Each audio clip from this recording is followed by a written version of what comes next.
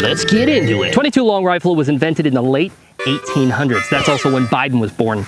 And it is been the staple of, and a lot of politicians in House, Mitch McConnell, name them, you know, Dianne Feinstein, you know, all these people that are having glitches lately where their latency gets really high. We're gonna ask ourselves today, this aged round, what are the 3 things that we love about it, and what are the 3 things, I'm not gonna say hate, but we strongly disagree with? If you're filling out a survey, a work survey, you can't say you hate these things. You just strongly disagree. So come along with us for a journey. This is my buddy David, and we're gonna be going on a journey as well through some enjoyable 22 specimens that we have. We're gonna start with this one right here. This is a J.C. Higgins Model 31 sold by Sears Roebuck back in the early 1950s. It's a tube-fed, semi-automatic 22 long rifle. It holds 17 plus 1 rounds. And if there's a boomer in your household, there's likely one of these in tow. This is the gun that I learned to shoot on. My father shot this gun when he was young, and I believe it originally belonged to his father. And to make 4 generations, it's also a gun that my son will shoot. But the wooden stock, the furniture, everything is just beautiful on it. This one's surprisingly well maintained.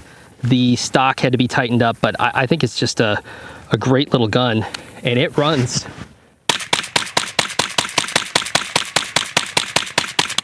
Just did some weed eating right there.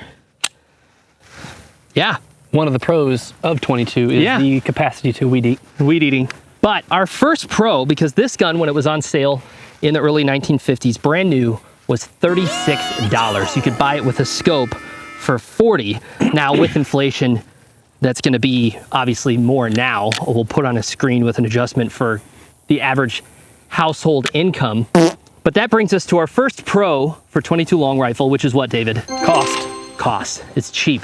It's a very cheap round. So if you want to get out and train, you want to shoot some rodents, you just want to plank and have a good time, you can shoot all day and not really feel it in your wallet, which in these days, that's a beautiful thing. Right. Yeah. So I love this gun. I don't intend to get rid of it. One of the things I love about it too is it has this integrated sling. Oh, that's not a ripcord for your It's not parachute. a ripcord, no. Okay. Yeah, because if it doesn't connect, I just love that. Because I'm in the Lord's army. So now let's talk about our first con with 22 long rifle, because when I inherited this, I took it apart and I cleaned it thoroughly, and it looked like Chernobyl. Because, David, what is our first con to 22 long rifle? It is absolutely stinking filthy. Mud butt! It's exceptionally dirty and nasty. Yes. And it gunks up whatever you're shooting. Super fast. Yeah. Anything you got to clean that has been running 22 long rifle, you just have to do it more frequently. And I feel like it's a much grittier, you know, the what comes off of it, you know, instead of it just being like a smooth, you know, almost like a grease. Like you almost need a hammer and chisel to get the carbon residue and out. it's very grainy. So yeah, all the time that you've spent now not racking up a bill on ammunition, you're gonna spend time cleaning your weapon. Yeah, and that's our first pro and our first con. We're gonna take a quick break and we're gonna play a game. And it's called, What is Louder? And the answer is me. I was gonna say Kamala Harris's cackle, but me. So David has with him, what do you have there, David? That's a beautiful gun. This is an HK 416D. Is it real? It's real cool. I mean, it's real cool. It's basically modeled after the HK 416 actual 5.56 rifle, but this 22 variation is actually built by Umarex. Excuse me. So before the HK fanboys get totally pissed, which you already are anyway, yes, it's not a legit H&K. I wish it was, because that'd be awesome, but it's still, I think that's a really fun gun. Yes. And they run what, about $400? Yeah. Yeah, I mean, it's been so much fun to run. On the tip though, this is a 16-inch gun. He's got a Dead Air Mask. It's the Dead Air Mask HD. HD, which is a 22 can. What's the barrel length on it, Davey? It's a 16. Okay, so it's enough for supersonic. Correct. And what are we running through these? This is RWS target rifle. This is, I believe, 40 grain. Speaking of which, the ammo sponsor for this channel is Global Ordnance. Big thanks to them for providing a wide breadth and abundant amount of ammunition for us to have fun and do shenanigans. Their support does not go unnoticed. And if you're looking for ammunition, make sure to check them out. This episode is brought to you by XStar USA, maker of fine polymer goods. They're great people. They make excellent products, and they stand by this channel and all the crazy stuff that I say. So make sure to check them out at xstarusa.com. Also, if you're not a subscriber to the channel, I'm trying to hit 10,000 subs by my birthday, October 5th. So please drop a like and a subscription, and swing on over to my Instagram account, which cannot be seen by non-followers anymore, and follow there, where I upload frequent pictures and just dumb stuff. Thanks for watching. Let's get back to it. What we're gonna do is we're gonna test what is louder, a 16-inch semi-automatic 22 long rifle versus, I believe this is a 4.25. This is a Grand Power K22 X Trim 22 long rifle. Both are fixed barrel, both are semi-automatic, so for the most part, we're gonna negate the noise produced by the action. In theory, I would imagine the action on the pistol might be a tad quieter. What do you think? Most likely. Yeah. These are great handguns. Now, unlike other Grand Power handguns, it is a fixed barrel as opposed to the rotary action that you get on those, kind of like what the Beretta PX4 and some other models are. I love those guns, but this is double action, single action. It's got the big competition style safety. The grip is extremely comfortable, and the slide is a freaking cheese grater. It is so serrated, and it's easy to grab onto. It's light, and it's just a really fun gun to run. Not the most fun to take down, which you have to do more because you have to clean these more. So here's with supers, the same target ammo, and whenever you're ready. 104, 104, 104, 104. 105. Ah, right off the bat. 103. 105. 106. 105. 107. 106. Man, that is so satisfying to shoot. 104. So if you guys can't tell what I'm doing off camera, I'm kind of doing the old H&K Mark 23, when they used to have a mechanism that would lock the slide in place, so there was no reciprocation of the slide. Obviously, this is vastly less power, so I'm just... Right. Under no circumstance would you try that with a larger caliber pistol. With like a 45 or anything. So I'm just going like this, and I'll admit the cheese grater. It's not comfortable. What do you think of that? Give it just try that. Yeah, tell me what you think. It's not bad. It's not bad. I wouldn't shave with it. Wow. So the handgun was louder by about what, 2 decibels on average? Yeah. Snappy. I thought the handgun was just kind of a deeper, richer sound, much more tolerable. In fact, I'm going to be honest. I think, sound like you're talking about glasses of wine. Yeah, I think this is a beautiful sound signature, really.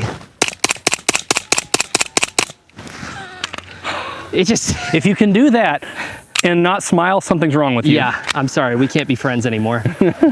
We weren't friends. To our second recoil. Our second pro is it has very low recoil, which means it's extremely good for training, which means if you're taking a new shooter out, this Grand Power is one of my favorite guns to take out. So if there's a new shooter, they want to get comfortable. Oh, that is such a good sound. If you can do that and finish and not smile, there's something wrong with you. That's what she said. This seems like a great time to talk about this. This is the gun that really started it off. Thanks to Bergara for sending out this BMR Carbon bolt action 22. This is a beautiful gun. It's got a synthetic stock, carbon fiber barrel, and the price is not bad on it. I think they're $700 or $800. Usually when you think carbon fiber barrel, you think would you say the price Gucci is right? It's very light. The synthetic stock is awesome. It's got this kind of like spackled look on it. Oh, sorry. You'll have to excuse me. It's like a basketball hitting a window, you know? You're like, where did that come from? I play a lot of hoops. Beautiful gun. It's very accurate. We've been hitting stuff easy, tight groups, 150 yards, maybe 3/4 of an inch. So it's extremely accurate, and I just love it. I think it's a very fun gun to shoot.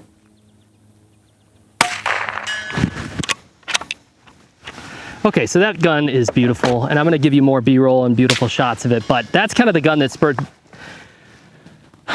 It's telling me something again. It's saying that it's pairing. The voice is in your head. Yeah, the voice is in my head. the Axl voices. It's Axl Rose's ghost. Is he dead yet? No idea. He's not. Okay, for introductory shooting, there's less flinch, there's less of that concussive force to scare them, and it really just makes for a great training platform.